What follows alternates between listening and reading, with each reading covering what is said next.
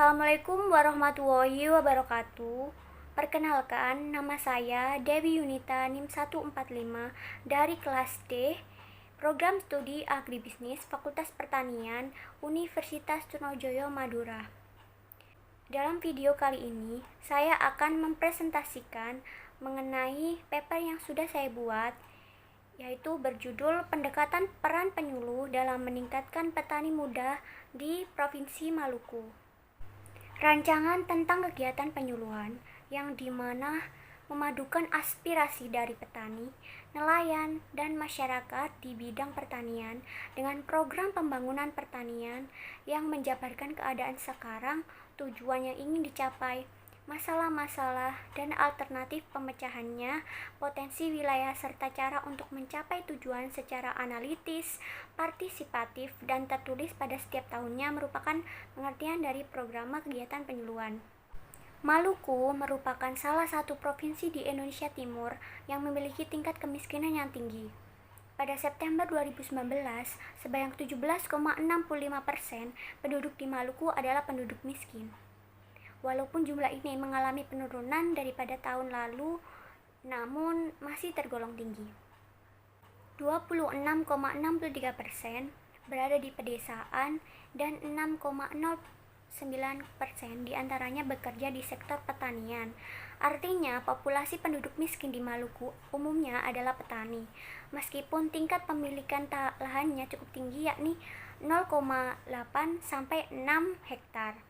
Permasalahan mendasar yang berkaitan dengan upaya menjadikan pertanian sebagai landasan bagi pembangunan ekonomi nasional diantaranya adalah proses difusi teknologi pertanian di tingkat petani.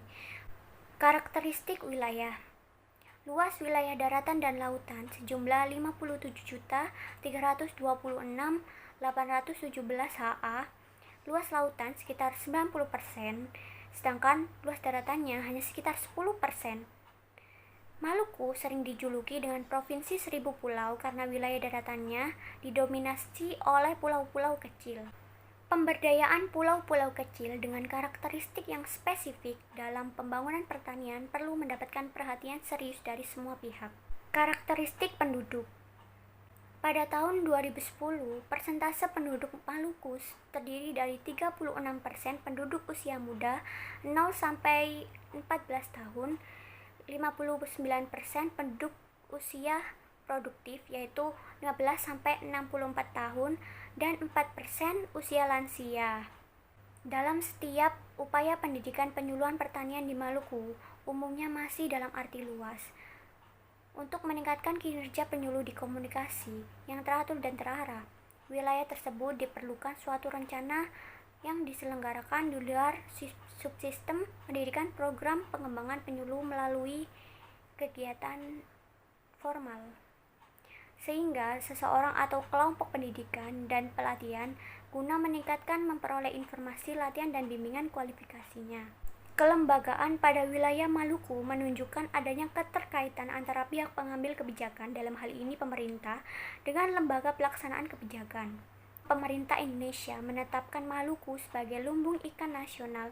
Dalam konteks global, Maluku merupakan bagian penting dalam keanekaragaman hayati laut dunia, mengingat provinsi ini memiliki 76% spesies karang dunia dan 37% spesies ikan karang dunia. Isu permasalahan di lokasi penyuluhan. Yang pertama adalah permasalahan ketenagaan penyuluhan pertanian di Maluku adalah kompetensi penyuluh pertanian yang masih belum sesuai dengan kebutuhan pelaku utama dan pelaku usaha. Yang kedua adalah jenis pelatihan yang diberikan kepada para penyuluh di Maluku umumnya hanya bersifat teknis dan belum diberikan pelatihan yang bersifat soft skill, seperti teknis komunikasi dan persuasi. Yang ketiga adalah lemahnya koordinasi antar institusi yang membutuhkan SDM penyuluhan dikarenakan persepsi yang keliru terhadap tupoksi penyuluh. Yang keempat adalah ketidaktersediaannya biaya menjadikan faktor utama tidak berjalannya program penyuluhan pertanian. Yang kelima adalah rendahnya tingkat pendidikan para penyuluh terdampak pada kinerja penyuluh.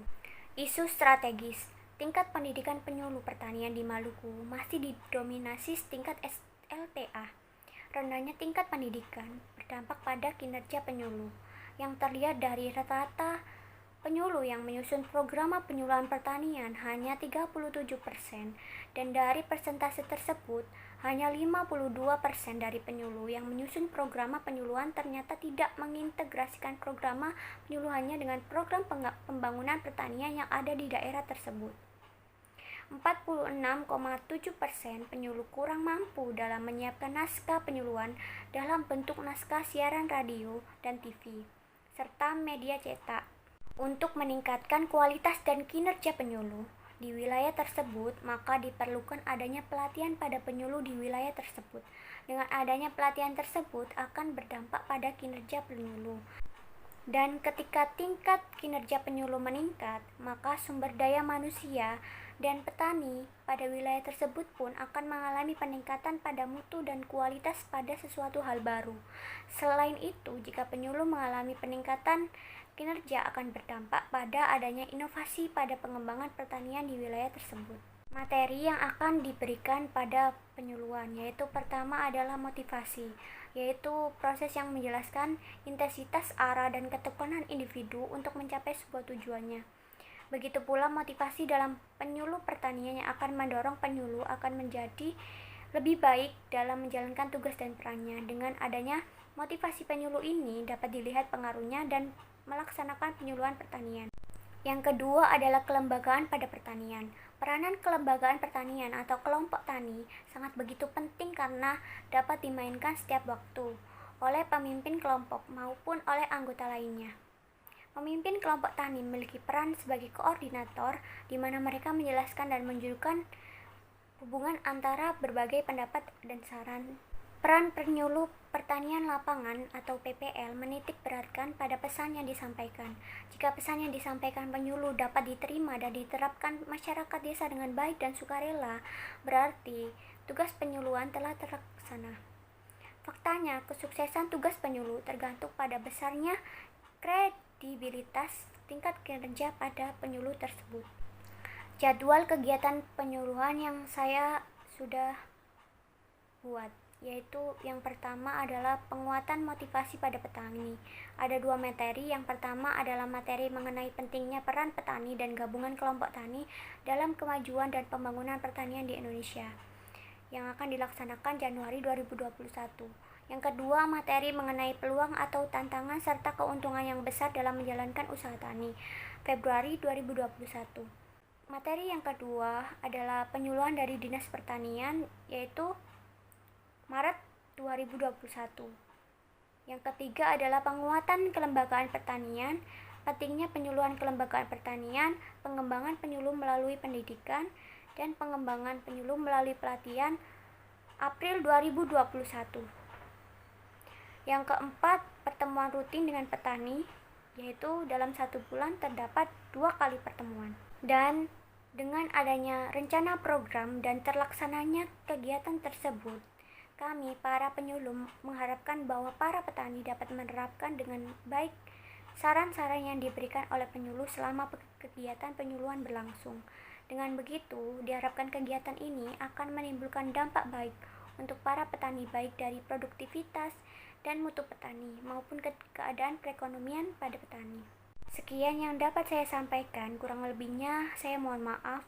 Wassalamualaikum warahmatullahi wabarakatuh.